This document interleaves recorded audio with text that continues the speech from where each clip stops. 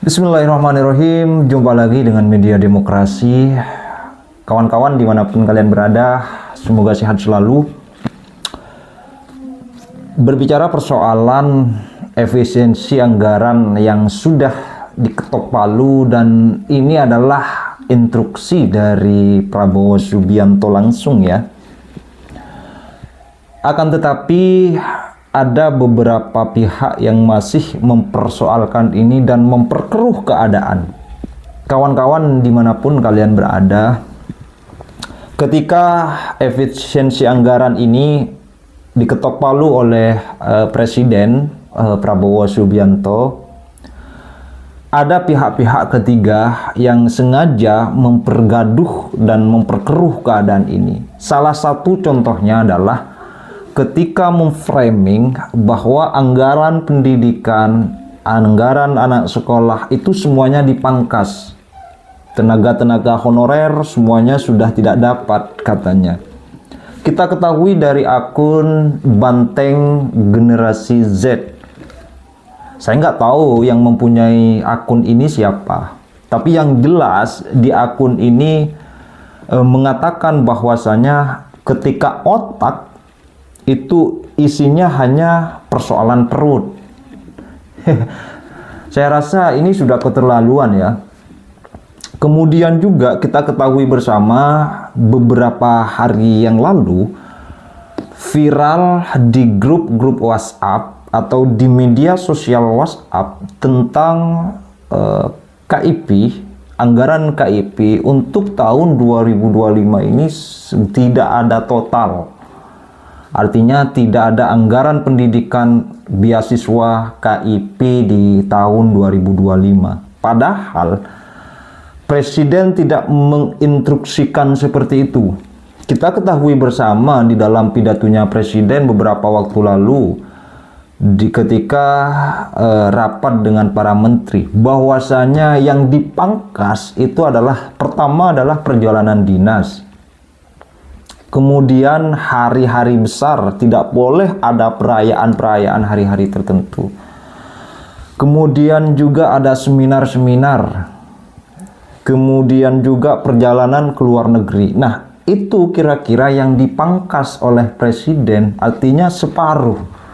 Bukan berarti tidak ada seminar, tidak ada perayaan, tidak ada perjalanan dinas, tidak ada kunjungan ke luar negeri. Akan tetapi itu dipangkas separuh. Namun disampai ke masyarakat itu di framingnya luar biasa.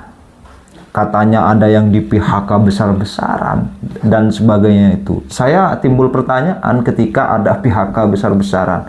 Kita simak video berikut ini. PHK tenaga urusan hubungan kerja atau PHK honorer di lingkungan kementerian dan lembaga. Dengan ini disampaikan bahwa tidak ada PHK tenaga honorer di lingkungan kementerian dan lembaga. Kami memastikan bahwa langkah efisiensi atau dalam hal ini rekonstruksi dari anggaran-anggaran kementerian lembaga tidak terdampak terhadap tenaga honorer.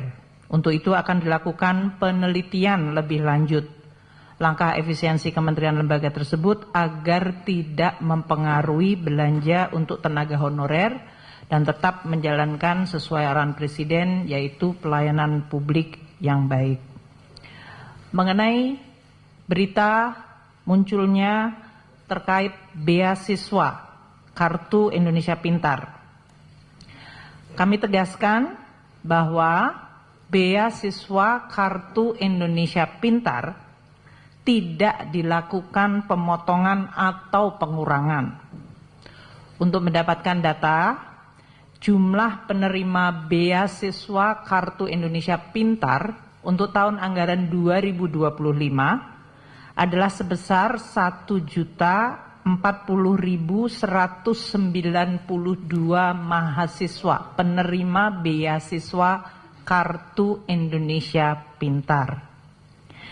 Jumlah anggaran untuk beasiswa Kartu Indonesia Pintar untuk 1.040.192 mahasiswa tersebut adalah sebesar 14.698 miliar rupiah. Anggaran tersebut tidak terkena pemotongan dan tidak dikurangi. Dengan demikian, seluruh mahasiswa yang telah dan sedang menerima beasiswa KIP Kartu Indonesia Pintar dapat meneruskan program belajar seperti biasanya. Sementara itu, beasiswa lain yang sedang berjalan yaitu 40.030 siswa beasiswa penerima LPDP, Kemendikti Saintek yaitu beasiswa pendidikan Indonesia, dan beasiswa Indonesia Bangkit di bawah Kementerian Agama juga tetap berjalan sesuai dengan kontrak beasiswa yang sudah dilakukan. Keempat, mengenai atau terkait bantuan operasional pendidikan ke perguruan tinggi.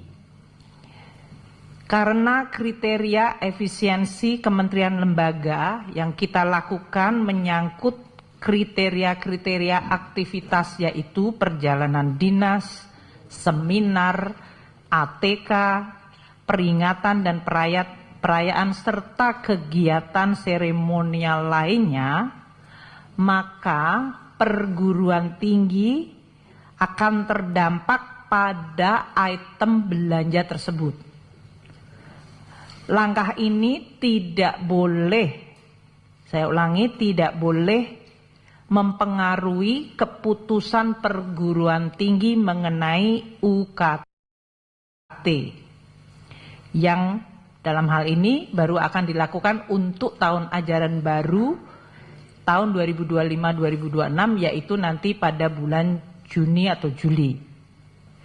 Pemerintah akan terus meneliti secara detail anggaran operasional perguruan tinggi untuk tidak terdampak sehingga tetap dapat menyelenggarakan tugas pendidikan tinggi dan pelayanan masyarakat sesuai amanat perguruan tinggi tersebut.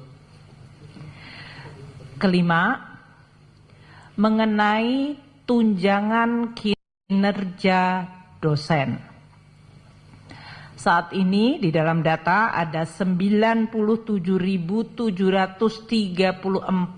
dosen dari 4 kategori dosen, yaitu dosen yang ada di bawah perguruan tinggi badan hukum atau PTNBH.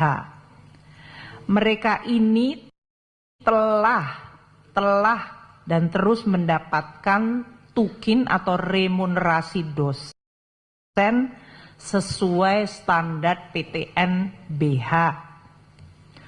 Untuk perguruan tinggi, apa hubungannya antara efisiensi anggaran dengan PHK besar-besaran?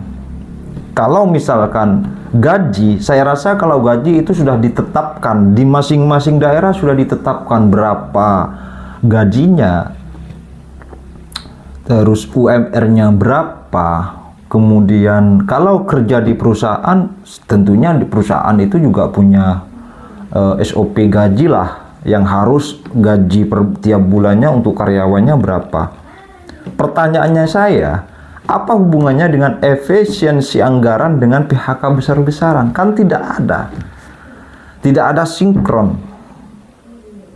Nah, saya agak curiga kalau ketika pemerintah pusat mengurangi anggaran, artinya sudah tidak bisa memainkan sesuatu di dalam perusahaan atau di dalam setiap kebijakan-kebijakan di daerah tersebut. Contoh misalkan yang seharusnya di daerah A itu mendapatkan anggaran dari pemerintah 20 triliun misalkan. Dikarenakan ada pemotongan anggaran, artinya harus 10 triliun. Artinya pemimpin di sana tidak bisa memainkan anggaran-anggaran tersebut, yang mengakibatkan akan terdampak kepada tidak bisa melakukan LPG bodong. Artinya tidak bisa melaporkan sesuatu yang tidak jelas bentuknya. Ada LPG-nya, programnya tidak ada. Apa yang mengakibatkan ya harus PHK, memecat salah satu karyawannya? Saya curiganya begitu sih.